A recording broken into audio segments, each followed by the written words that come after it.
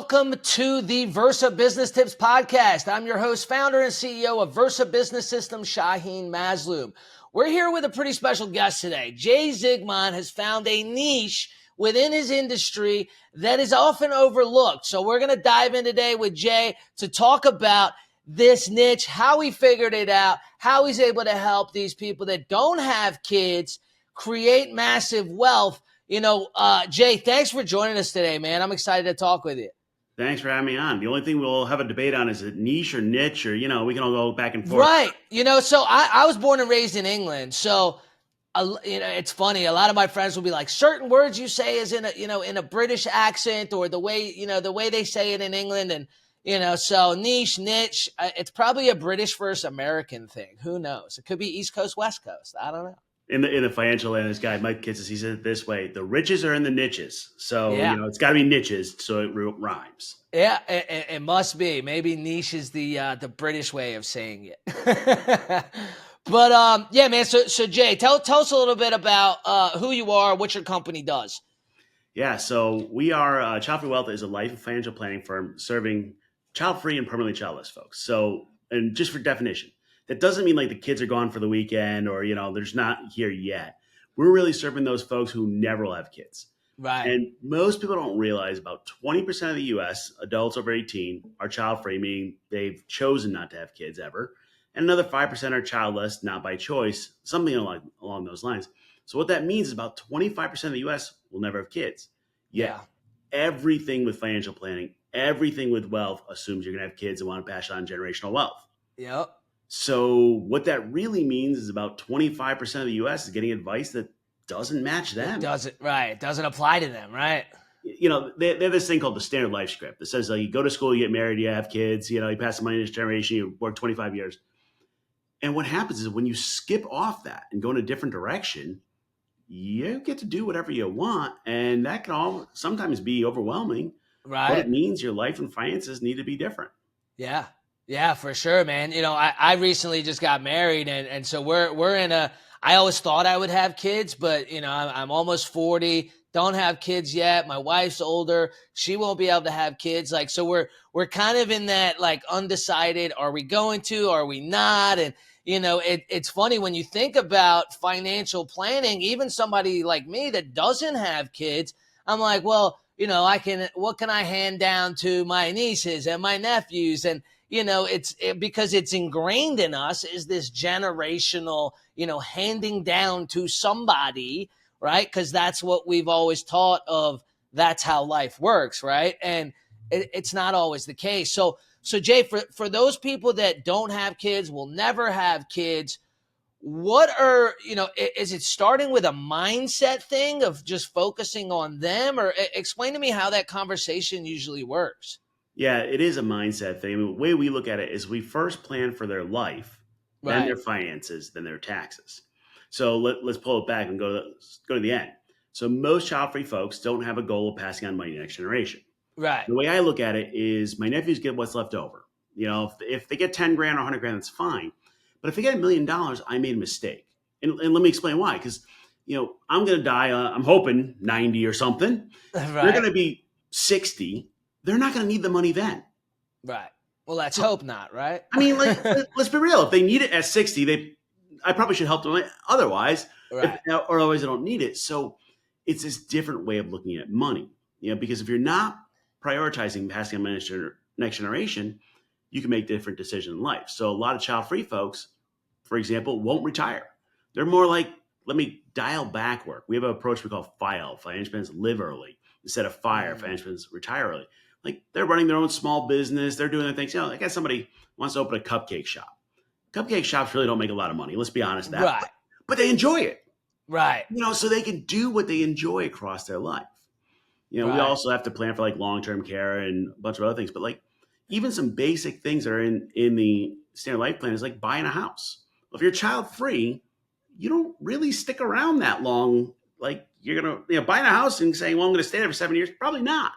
Right. Where renting might be a better choice. And it's all of these things that it changes that people just miss. I mean, the way we say it in the end is living a life of child-free wealth means you have time, money, and freedom to do what you enjoy. Doesn't automatically Right. make you rich. There's still income disparities. There's still a whole bunch of issues there. But like, if you can do anything, what do you do? And Right. that's where it starts messing with people's heads.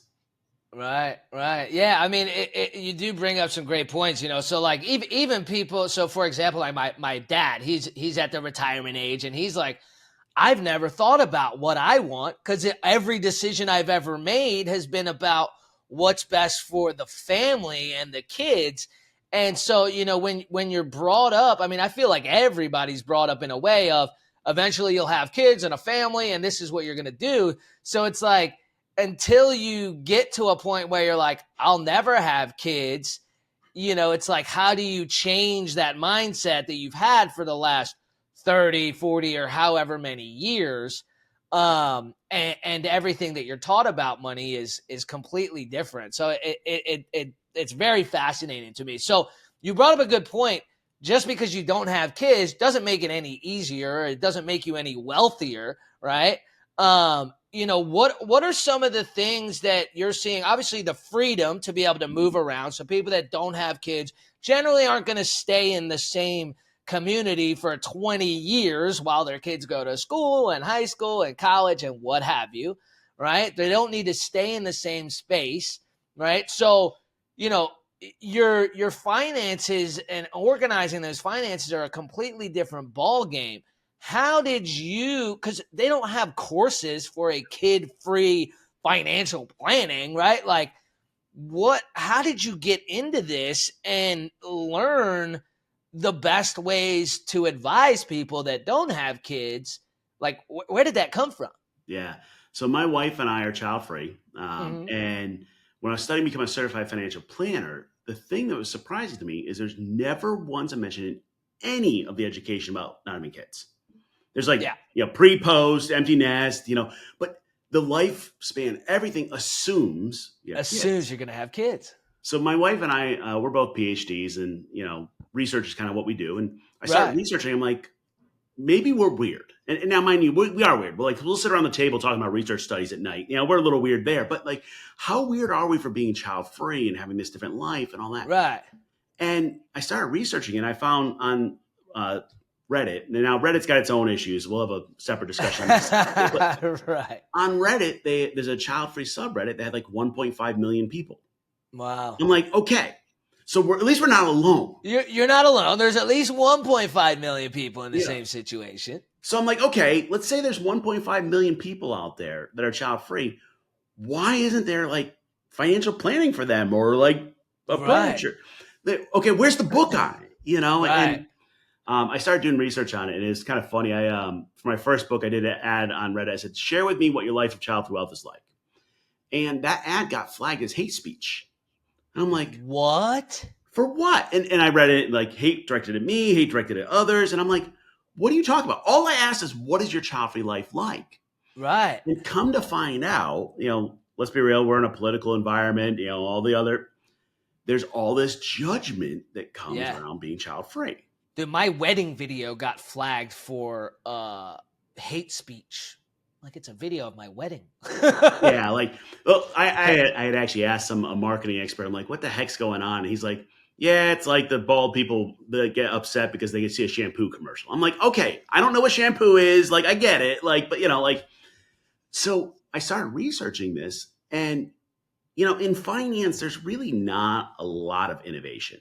Let's be real. There's iteration, like small changes. Right. But there's not. But it's been fairly the same for generations. Right. 100 years. I mean, let's do it. And one of the things as a business owner, you look at it and go, okay, I'm finding an area that nobody has touched. Right. That could either be really good or really bad.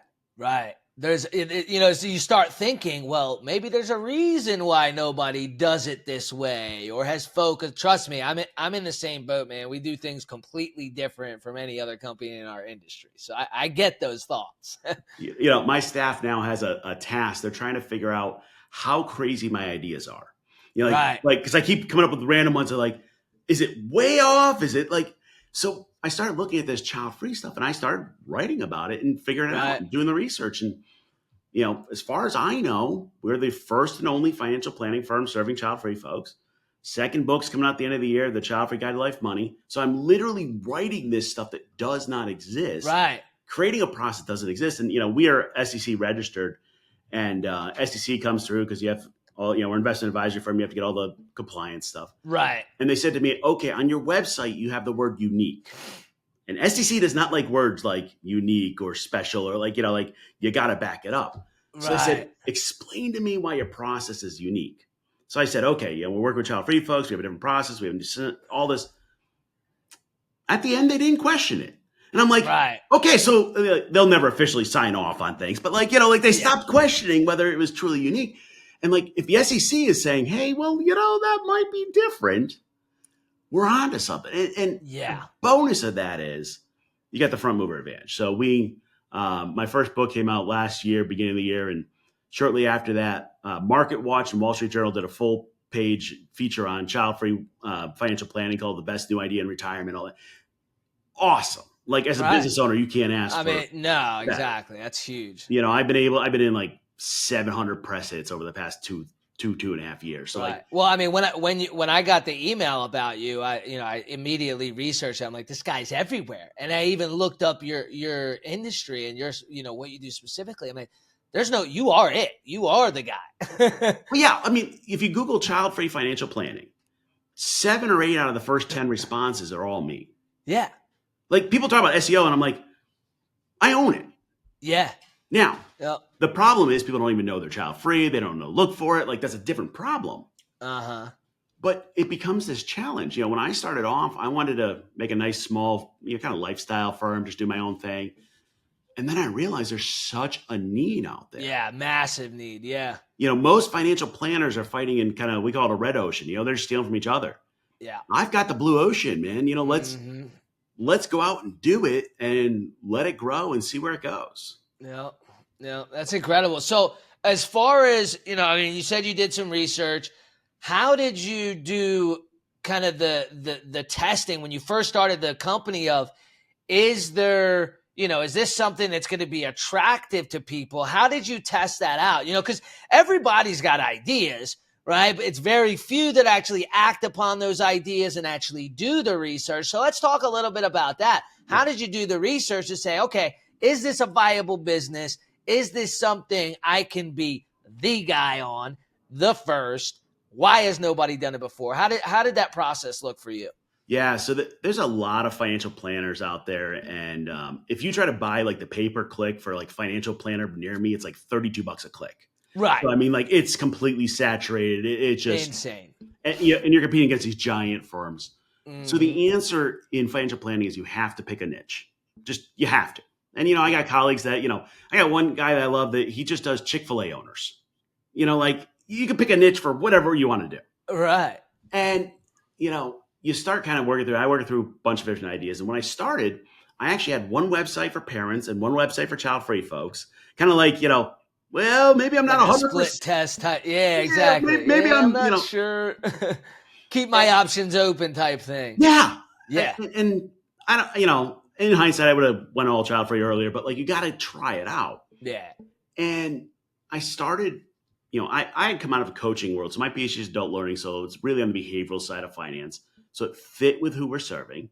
Mm-hmm. But I'll be honest, I'm making it as I'm flying. This is a process that we're on version, we started in 2021. We're probably in version 6 or 7 of the service. Right. And that's because there's nothing, there's nothing. Right. There is no blueprint. Right. Right. So we tried different pricing and different structures and all that. And what we came to was there's about 4.4 million child-free millionaires in the country. Wow.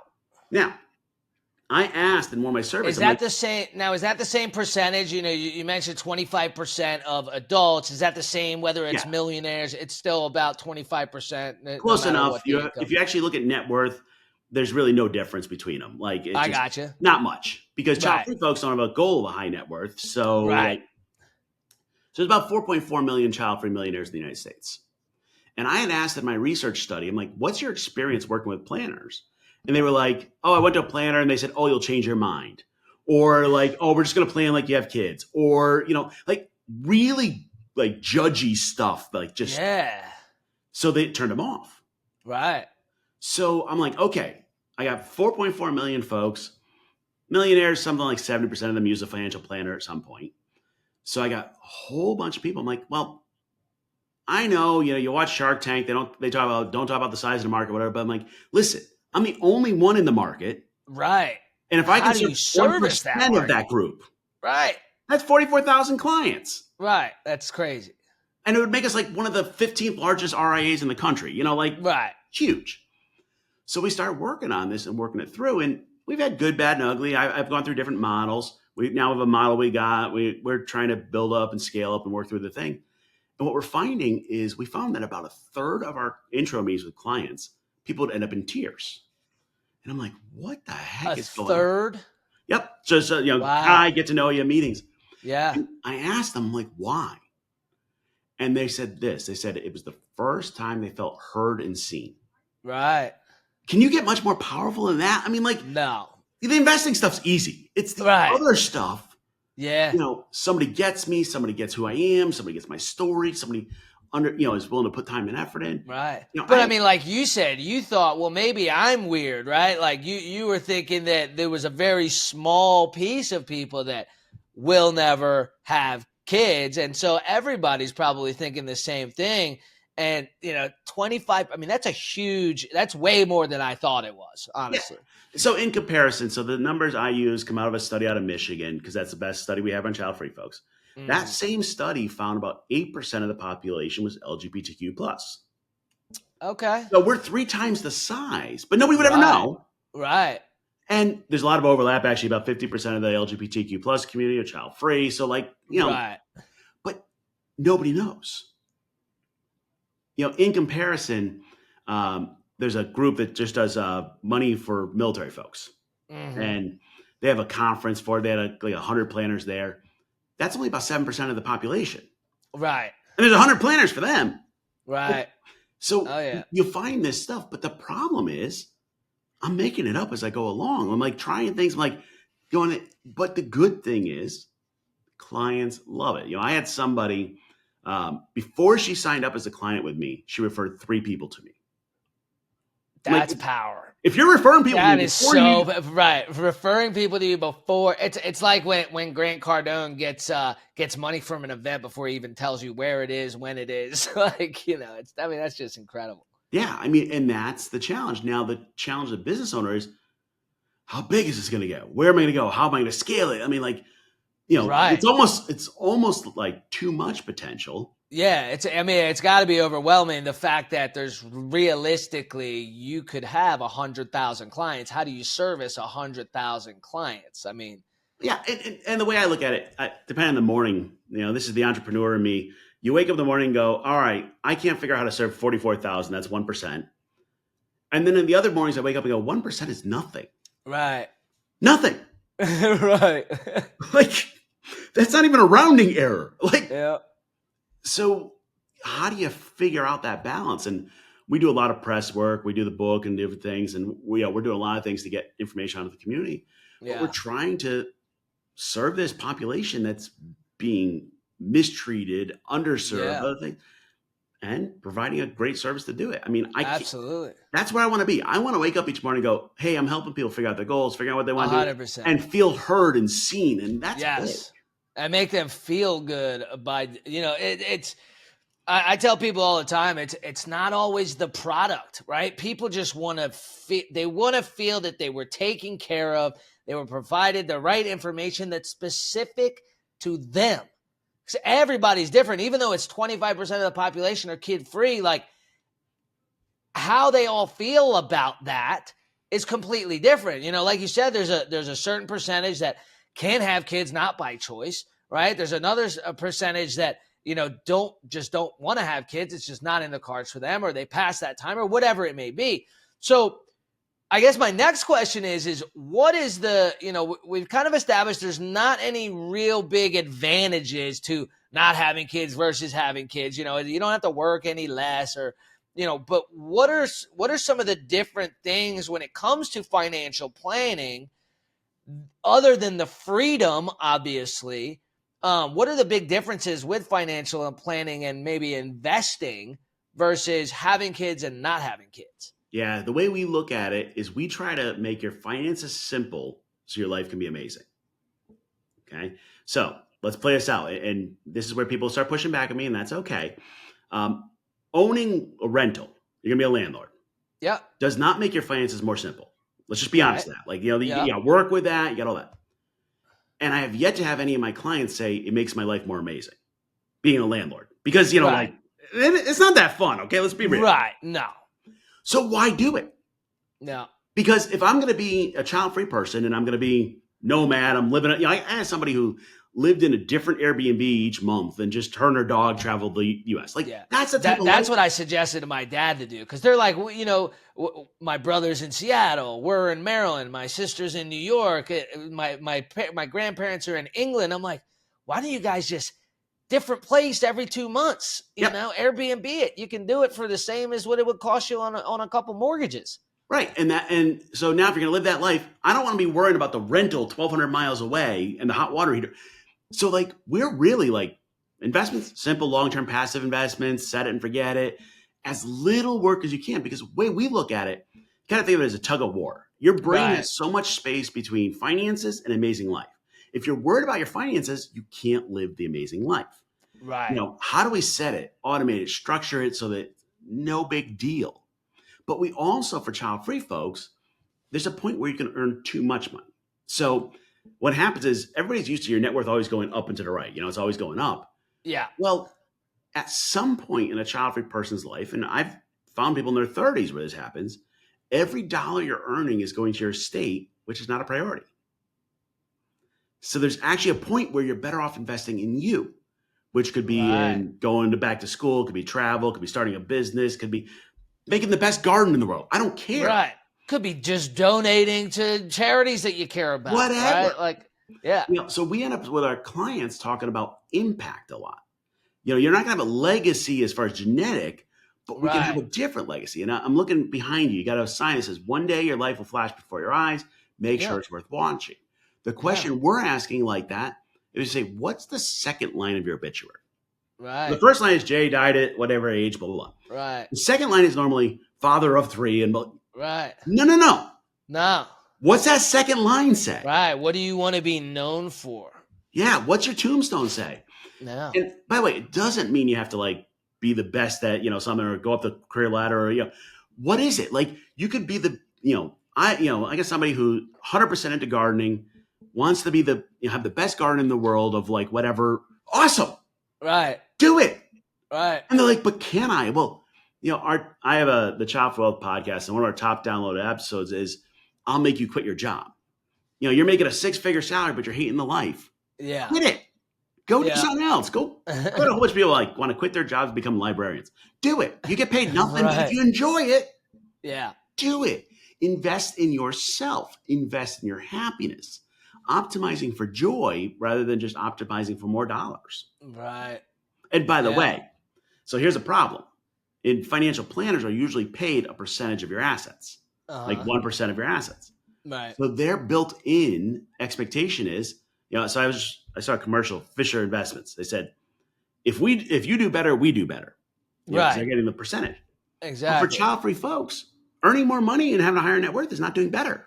Right. So there's a built-in conflict of interest. Yeah. That's why we actually charge flat fee. We have ways around it. But like, you've got to make sure your goals are aligned. So we start with, what life do you want to live? Right. So what happens with parents is their plans, actually 2 parents' plans are pretty similar. Yeah. The numbers change, the speed changes. Right. But there's like a very much you do this, then you do this, and then you do this. If you and your wife end up deciding, hey, we're never going to have kids, you're then going to have a moment when it's like, okay, then what do we do? Right. And that's where your brain just starts exploding because you're like, do I rise and grind and get a whole bunch of money for what reason? I want to boat and travel the world. Fine, but you can only get so big of a boat before it becomes a giant pain. Exactly. What does that impact look like? Yeah. And I think if we all stopped and asked the question, we might make different choices. Yeah. Yeah, that's so true, man. So, we're talking about generally if you're going to have kids, you're going to buy properties, you're going to have, real estate is a big investment tool, right? A lot of people with kids do that.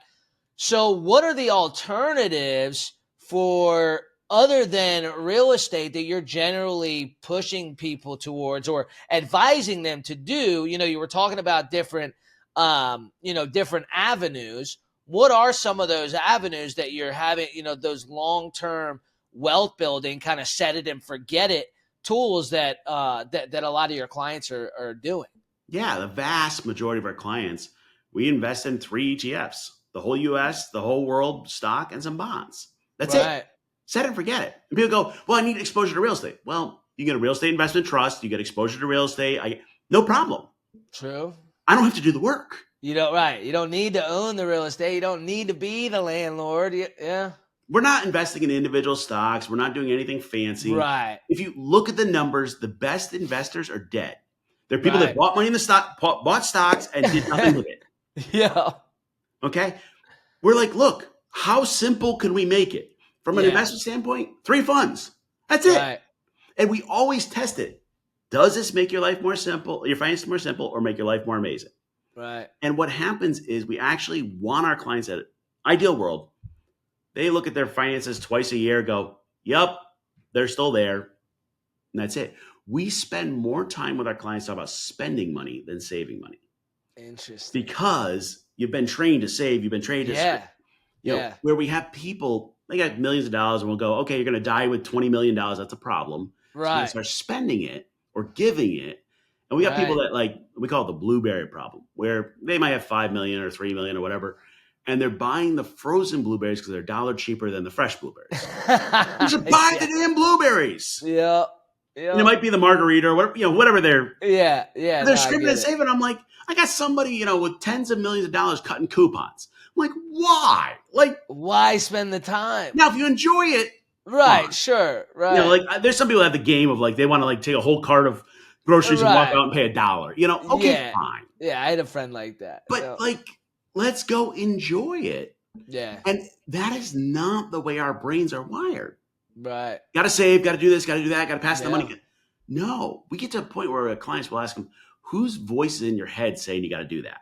Mm-hmm. And when you pull it apart, culture, family, religion, other things. It's just how society's been taught for years and years and years. And you just got to break that cycle, change that mindset and do it different.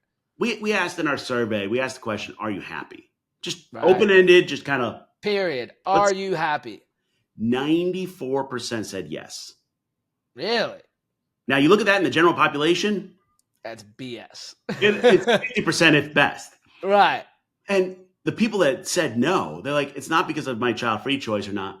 It's like I got a medical issue or I got, I got something else going on. But 94% of child-free folks said they were happy. Wow. There's something there. Now, I'm not recruiting people to be child-free. I don't get no vote in that. But we're really trying to focus people on, we call it Marie Kondoing your life. Get rid of things that don't bring you joy and focus more on the things you do. Yeah, you go, well, that's selfish. I'm going, no, it's happiness. No, it's exactly. I tell people all the time, you get one life to live. Live it the way you want to live it. Right? We only get one. You don't, whether you believe in reincarnation or not, you're not going to get this life ever again. Right? Do it the way you want to do it. Live it the way you want to live it. And to your fullest potential. Like you said, don't end up with $100 million when you're going to your grave because you can't take it with you. It don't matter who you are. Yep. You can't take it with you. And when you stop people and you ask them, I always ask them, kind of, what do you want to be when you grow up? And they go, nobody's ever asked me that question. Because what happened was the 18-year-old version of you made decisions about where you go to school, or some made decisions about where you go to work. And you wake up 40 years old and you're following the decisions an 18-year-old version of you did. And I'll be real, the 18-year-old version of all of us was dumb. Oh, and completely different. Yeah. Right? When we're 18, we don't even know who we are. Right. So I'm like, okay, stop and go, all right, what do you want the next 40 years of your life to look like? And people are like, well, nobody asks me that question. I'm like, let's dive in. Right. Dive in. Figure it out. Let's see what you really want. And you might come with one answer and then 5 years from now we'll change it. That's fine. Yeah. But live your best authentic life. Yeah. Whatever that amazing means to you. I mean, kids are not, I mean, honestly, let's be real. Some people act like when you have kids, it's the end of your life. Oh, I can't travel anymore. I can't do this. I mean, I had somebody the other day, they're like, yeah, we're going on our last trip before we have kids. It'll probably be I was 5 days old when I was on my first plane. My sister, I think 3 days old. My brother, maybe 8 days old. You know what I mean? It's like people think that having kids is a death sentence and not having kids is weird, or, it's a crazy world we live in, man. Oh, dude, if you go on social media, I have more people praying for my soul than I know what to do with. And, Oh my goodness. So we did, this is a fun one. Oh, because they're like, oh, you're promoting people to not have children. Yeah. You know what'll happen with the world if nobody has kids? Oh, yeah, I can only imagine. For August 1st is International Child-Free Day. People don't know it exists. It's kind of like Mother's Day. There's an say that again? International Child-Free Day. It's August 3rd. August 1st. All right. So last year for International Child-Free Day, we bought a billboard in Times Square. And we said, hey, celebrating what it's like to be child-free and Child-Free Day. And somebody in social media posts that we are part of a global psyop to depopulate the world. I'm like, and then it goes on this rant.